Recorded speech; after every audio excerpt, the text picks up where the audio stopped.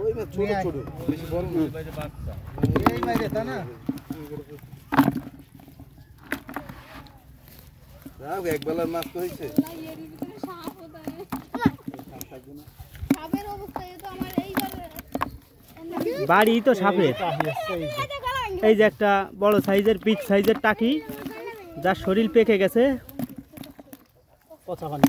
পচা পানিতে মাছটা চলে যাচ্ছে আমি ধরে দিই কপাল ভালো সাপ আমাকে হাতে সাপ ধারে কাছে আসেনি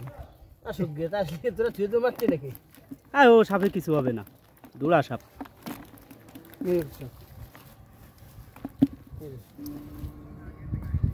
ওই ওর পেটে যে কোষের টেঠার গুতা লাগছে দেখে নড়তে পারে নাই কচুরির তলে যে মরা অবস্থা সেই অবস্থায় শোল বেঁধেছে এই যে সে শোল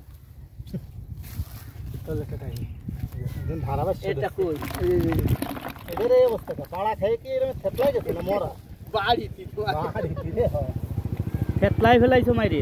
মোটামুটি আমাদের মোটামুটি কষ্টের ফল অলরেডি হয়ে গেছে